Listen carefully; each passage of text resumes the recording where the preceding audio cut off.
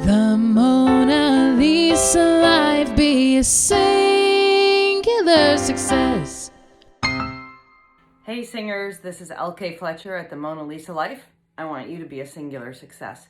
Today is all about the strategy for a personal business plan. What the heck's a personal business plan? I don't know if you're in your 30s and you're waitressing or doing real estate and working really hard to build your career. Maybe you're doing great and COVID hit. Perhaps you're a high school student and you're planning this for your career. You're a musical theater singer, you're a pop singer, you're an opera singer. Whatever type of performer you are a commodity. And I want to give you a tool that I created that I think is the single most important starting point for where you are as a singer.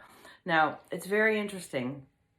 In the years that I ran a physical talent agency, 98% of my clients that came in and interviewed for representation that I accepted, talented people with great credentials, did not complete a short list of probably the equivalent to 3 to 4 hours of work that they needed to do to go on to the next step to be scheduled for interviews and auditions.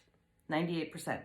That's a huge number of fallout. And of course, it took me a while to realize that. It's like singers are either scared or they are pack animals and they need to do things in a group, or I'm not being helpful enough. So I've tried to fix all three of those situations, but here's the starting point that I want every singer to do. On my blog, on my website, the Mona Lisa Life, monalisalife.com, I created a survey and it takes about 6 minutes and I'm going to go through it with you. It's called Start Your Personal Business Plan with Your Bestie. Now, I really believe that what we think we know about ourselves is a little bit marred by the truth. Okay? You know, my grandfather used to always say there's 3 sides to the truth, and he was always talking about marriages. He'd say his, hers, and the truth. But you have a good idea of who you are, but the people close to you also have their interpretation, their perception of who you are, and it's really important. So on my blog, it says start your personal business plan with your bestie, and there's a really quick survey.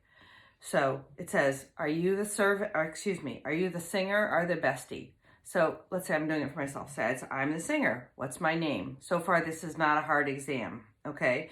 List your age. If you're under 18 years of age, obviously we handle your information differently because you're a minor and we wanna respect that. This is a big question. What is your biggest strength as a vocalist? I'm a belter. I'm charismatic. I'm an amazing storyteller. I'm exceptionally musical. I write my own music. I look just like Elvis Presley. Know your strength. What is your biggest weakness as a vocalist? Same thing. It could be technical. It could be performance-based. It could be, I never know what to wear on stage, and so I feel like I look dumb. I need you to be as honest as you can because this information is for you. This is you shaping your product. What style, genre best defines your music? If you say, oh, I'm good at everything, that's really hard to be good at everything, first of all. And it's very tiring because you got to compete against everyone. I would narrow it down if it was me. There are some amazing singers that are good at everything, but most of them, you'll hear their story and they say, oh, he started out as a pop singer and then he became a singer-songwriter, or then he went on to musical theater. So it doesn't matter if we're talking about John Legend or Donny Osmond. So narrow it down just a little bit. What singer would you say that you sound the most like? I hate cover music. I don't like to say that you sound like anybody or that you look like somebody, but it gives people, again, a perception. So if I said that, oh, that person sounds like Adele, and then they came in and, you know, they sounded like her, they're different singers. So find somebody that you have an affinity with. It's usually somebody that's influenced you a lot. Who is your target audience? This is really critical. For example, I thought when I decided to use social media to engage with more singers that I knew my target audience.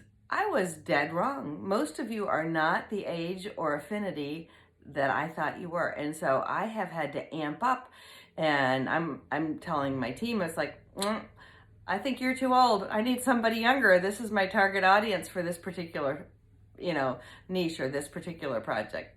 So it's been interesting. Data is really important. That's why we do this with somebody else. Okay. Do you prefer to work alone or with others? This is your work style. This is really critical. Like, I like to do both. I get motivated by working with others, but I focus better by myself. So I have a team of people that I can delegate and do specific things for. And then I have a lot of things I'm like, lock me up in one of the studios and I'm on my own.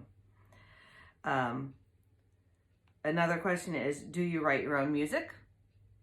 You'll notice that in many genres, not so much classical, but it's one of the biggest tools to get ahead is having your own music for a multitude of reasons. Here's a big question. How often a day do you practice? And you got to be honest, and you have a range, 0 to an hour, 1 to 2 hours or more. It really shows. If you want to be an outlier, you have to put in the time in the practice room. Too much. Is your voice healthy? We don't need to examine that. You can't get work if your voice isn't healthy because you can't sustain an ideal and you can't be consistent in your work. Are you currently making money as a singer? And it doesn't matter how much money, but are you making money as a singer? Do you have different goals for the next 12 months than your current circumstances? So is your goal, yes, I'm going to change this, or is everything going to stay the same? Do you see a vocal coach regularly? I'm not promoting myself or any other vocal coach other than to say that almost anybody that succeeds in any business, and arts are a business, has a coach and has a mentor. I have a coach. I have a mentor.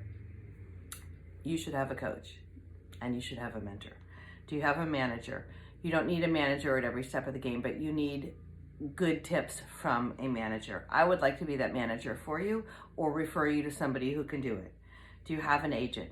Same. They're different. If you don't know the difference between the roles, obviously you're going to say, yes, I have one. No, I don't have one.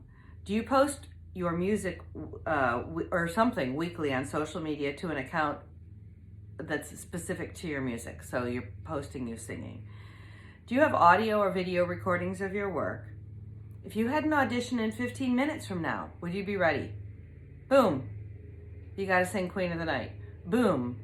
You got to do an R&B audition. Boom. You got a 1970s rock and roll jukebox musical. Do you have a tune ready? Do you have 60 minutes of music ready? If you have to do a concert tomorrow, hey, we're going to fly you out. Our artist had to cancel. Can you put together a recital? Do your friends and family know that you want to be a professional singer? If they don't know it, how are you going to manifest it? And last, if you don't succeed as a singer in the near future, will you fall back on a plan B? Lots to think about. Go to the blog, take our little survey here, and figure out who you are, what your plan is, then let's refine it for your success. Have a great day. All the best.